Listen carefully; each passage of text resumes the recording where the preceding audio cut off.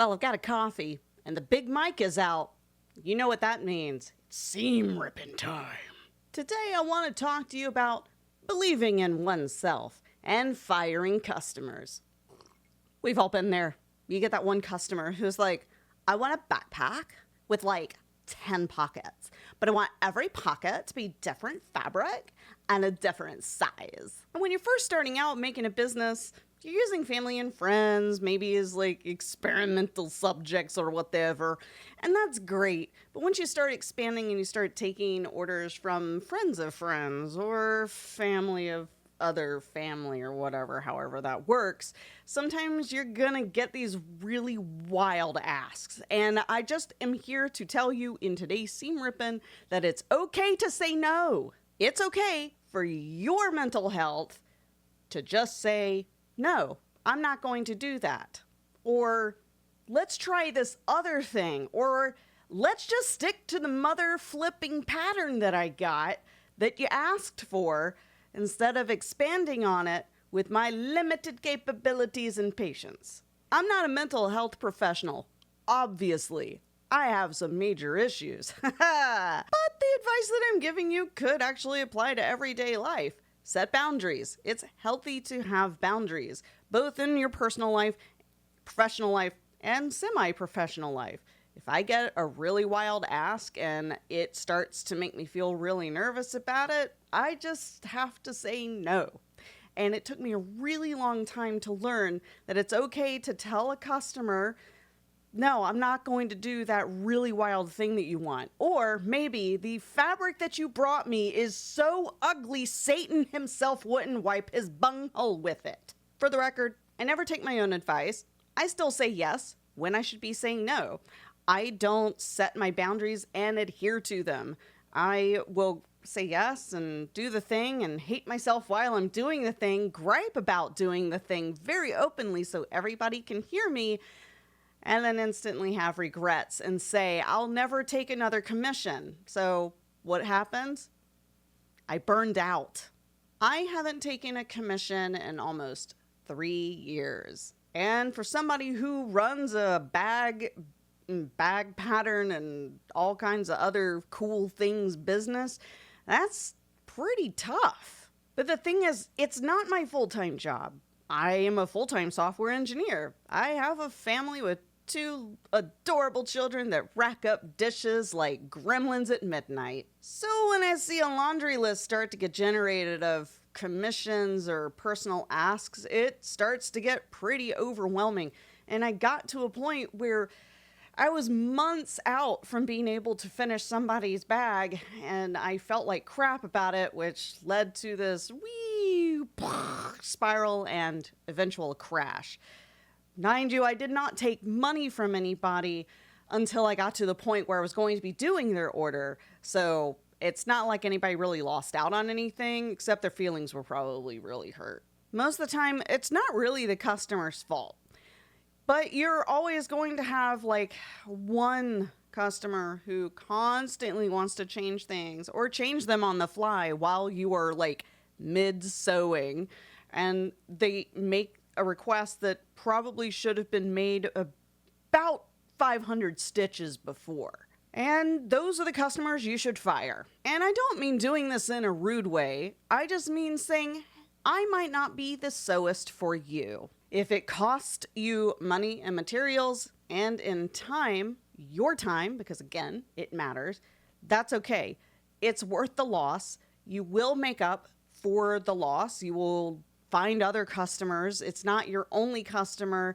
Even if you were just starting out and it's your first customer, there will be many, many more that come down the line.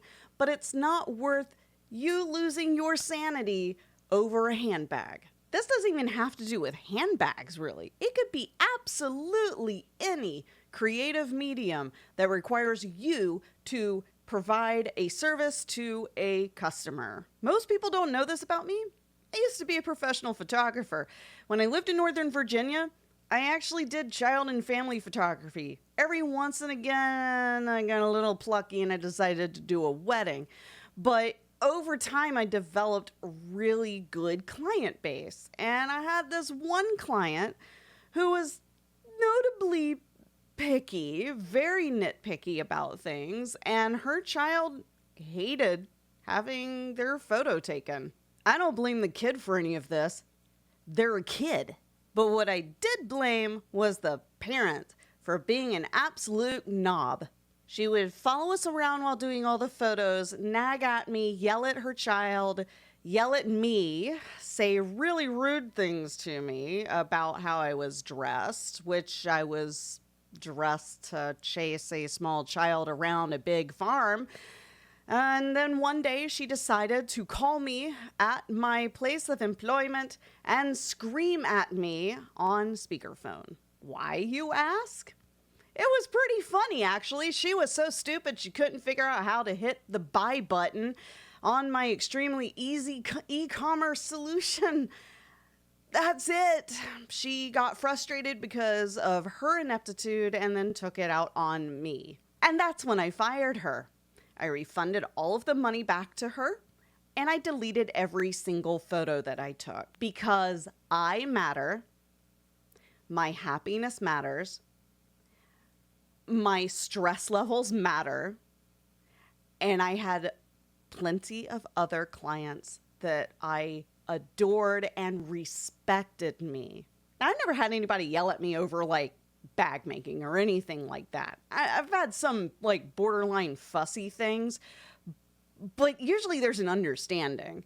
And really nowadays, more of my way of controlling my stress levels when it comes to like the bag making and the other commission stuff is, what else do I have going on? Do I have the time? And is this making me feel stressed just by thinking about it? So what are some tips to handle this kind of thing? And I want to hear from you guys too, down in the comments. The things that I like to do, I like to keep a list of the stuff that I've got going on. Okay, here's all this other stuff I got. All these like sponsored streams I got to do on Twitch. I've got all these charity obligations I need to get done because people donated to unlock milestones, and I need to dance around in a green screen suit because reasons. But I just keep tabs of all the things that I've got going on sometime in the next month. And I just kind of take my calendar and slowly delegate things out. And when I look at it and I'm like, yeah, it's not really that bad, I could probably take on a commission, then I can do it.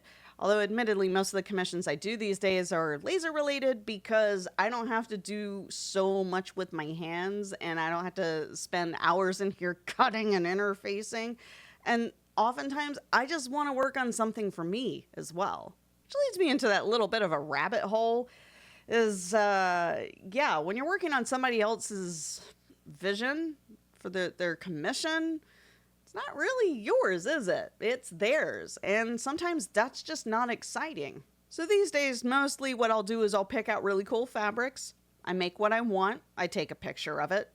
Sometimes it's sold even before I end a live stream, which is great. That's like a huge validation, like, yay, me, pat on the back. But I don't know. I just try really hard not to take those commissions anymore unless I know that I have artistic freedom, the time to do it, and it's a relatively low stress month. Like, y'all, if you had talked to me back in like April when I was preparing for the farmer's market, no way. There's no way that I would have been able to take a commission in that time frame. Near. Every waking moment was spent building up my inventory, and I think I would have just keeled over from stress. I mean, have you seen the state of my room since I had my hip replaced? It's a hot mess. What are your coping mechanisms? What do you think about this topic? Like, it's kind of like all one thing, right? It's firing a customer because nope, don't want to do that. Learning how to say no, and then learning how to pace yourself so you don't burn out on whatever artisan craft it is that you do. I would love to hear what everybody else has to say about it. Until next time, cheers.